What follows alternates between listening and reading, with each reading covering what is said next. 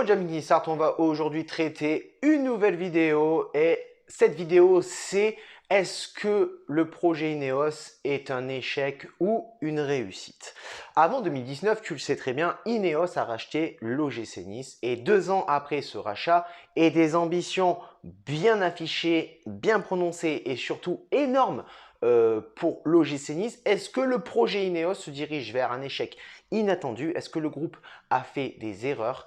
Et est-ce que ces erreurs vont pouvoir être effacées? C'est ce qu'on va voir dans cette vidéo.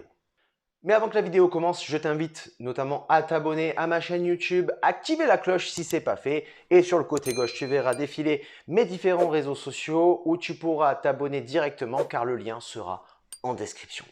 Et avant qu'Ineos arrive, la politique de l'OGC Nice était tout simplement claire et bien établie. C'était d'investir dans des jeunes futures pépites, des futures stars du ballon rond, mais très inconnus au niveau du public niçois. Cette politique a marché au vu des séries, des Ricardo Pereira, des Cyprien, des Carlos Eduardo ou des Benitez qui ont su arriver au club en étant inconnus mais en faisant d'énormes prouesses. Le but de cette politique est surtout de faire de grosses plus-values et de faire évoluer le club de l'OGC Nice. Le club de l'OGC Nice faisait aussi des paris de relancer d'anciens gros joueurs qui n'étaient plus en vogue ou qui n'avaient plus la cote dans le monde footballistique et on a vu arriver des joueurs comme Dante, Balotelli, Ben Arfa ou encore Belanda. Des joueurs qui ont su apporter leur pierre à l'édifice et l'OGC Nice aussi misé sur son centre de formation qui a été reconstruit très récemment grâce à la vente de Jordan Amavi et des 15 millions d'euros qu'on a pu recevoir. Ce qui nous a permis de construire ce complexe et ce qui nous a permis aussi de voir exploser des joueurs comme Vincent Cosiello, Malang Sarr, Saïd Benrahma ou encore Neil Maupay. Avec l'arrivée d'Ineos et la possibilité de disposer d'énormes liquidités, et le fait de pouvoir mettre plus d'argent dans des joueurs plus expérimentés, un petit peu plus stars, l'OGC Nice a gardé ce cap et cette politique de recrutement qui est d'investir dans de la jeunesse pour pouvoir faire de la plus-value. Le club a continué à miser sur des jeunes, notamment Alexis Claude Maurice, Todibo, Saliba, Guiri, Ndoye et compagnie. Et constat édifiant, c'est qu'avec peu voire pas de cadre au sein de l'OGC Nice, il a été dur pour l'équipe d'évoluer et d'exploiter son potentiel en Europe, mais notamment aussi en Ligue 1. C'est très compliqué de faire évoluer cette équipe avec la blessure de Dante notamment, qui était le plus gros cadre de l'équipe. Morgan Schneiderlin n'a pas su apporter le leadership qu'on attendait et surtout toute l'expérience qu'il avait pu acquérir en équipe de France notamment, mais aussi surtout en Première Ligue. Si des Maolida, des Dolberg, des Alexis Claude Maurice, Thuram ou Ensoki qui ont été achetés assez cher pour certains de ces joueurs-là n'ont pas apporté le rendement convenable qu'on attendait, des Guiri ou des Todibo ou encore des Daniluk ont prouvé la réussite de cet investissement au sein de l'OGC Nice. Pourtant, sur un modèle basé sur celui du modèle monégasque ou celui du modèle lillois, les paris réussis sont beaucoup trop faibles comparés au rapport des joueurs qui n'ont pas apporté satisfaction.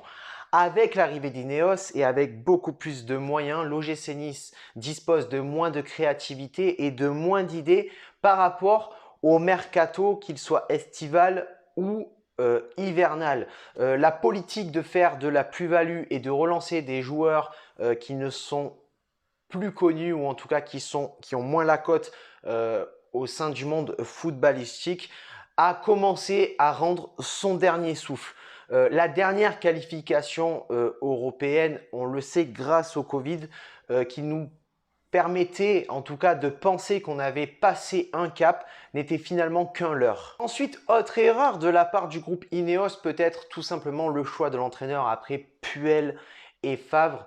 Il fallait être dans la continuité d'un entraîneur finisseur, permettant à l'équipe de continuer d'évoluer au sein de l'OGC Nice. Et avec l'arrivée de Patrick Vieira, tous ces espoirs ont été complètement anéantis. Patrick Vieira, c'est un très grand nom, un très grand joueur et notamment un homme qui a fait une énorme carrière. Mais un entraîneur novice sur le plan de la Ligue 1, mais aussi sur le plan européen. Bien évidemment, on a vu que l'arrivée de Patrick Vieira était aussi un pari et force est de constater que ce pari a été mal géré puisque l'évolution, la formation, post-formation, pré-formation de la jeunesse, ça, Vieira n'a pas su le faire et n'a pas su l'exploiter.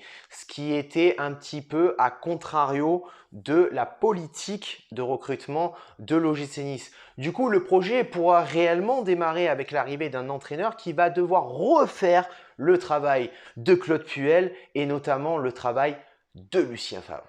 Si Ineos a fait ses preuves dans le monde du sport et notamment avec le cyclisme, la voile, le hockey ou encore la Formule 1, le football reste quand même un domaine expérimental pour le groupe de pétrochimie Ineos puisqu'on a pu voir ce que le groupe a réalisé avec notre club satellite qui est le FC Lausanne.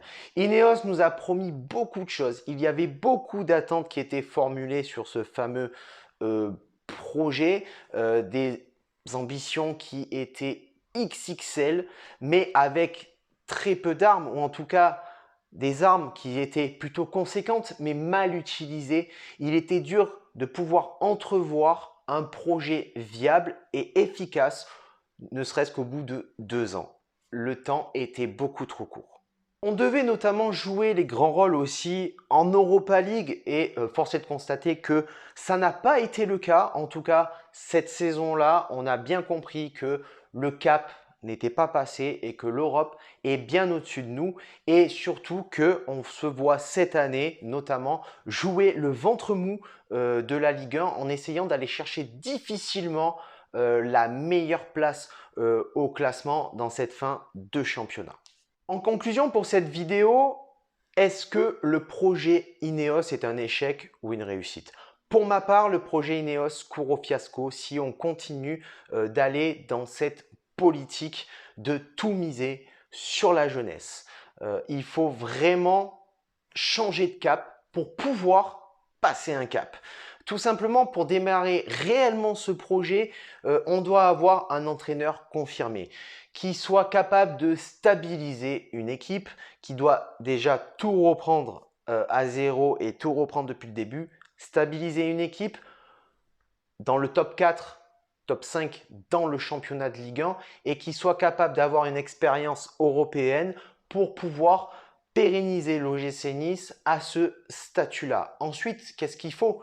Il faut un joueur expérimenté à chaque ligne. Gardien, défense, milieu et attaque. Chose qu'on n'a pas eu cette année et où on a misé trop sur la jeunesse et notamment les seuls cadres qui avaient c'était Dante et Schneiderlin. Dante s'est blessé, il ne restait plus que Schneiderlin et on a pu voir tout au long de la saison que le travail de leadership qu'on lui demandait, il n'a pas pu le rendre et n'a pas su endosser ce poste-là. Et ensuite, peut-être sur un petit peu un plus long terme, avoir une, 2 ou 3 stars du football pour pouvoir apporter la compétitivité sur toutes les compétitions que l'OGC Nice va pouvoir jouer. Je pense que c'est important et à partir de ce moment-là, le projet Ineos va pouvoir démarrer, se mettre en place et pérenniser l'OGC Nice. Il faut évidemment un staff qui soit capable d'encadrer et de faire évoluer la jeunesse pour pouvoir remplir les conditions de la politique de recrutement et la politique de vision de l'OGC Nice. Et voilà amis qui sortent, c'est la fin de cette vidéo, j'espère que tu l'as apprécié, en tout cas si c'est le cas, n'hésite pas, mets un petit like, mets un petit commentaire, n'oublie pas de mettre aussi ton avis sur ce que tu penses du projet Ineos, est-ce que pour toi c'est un échec ou une réussite? Est-ce que tu penses que on va pouvoir rectifier le tir? N'oublie pas de partager si tu veux que la vidéo fasse un petit peu plus de vues que l'habitude. Sur ce, je te dis ciao viva, la bayetta et Issa Nissa.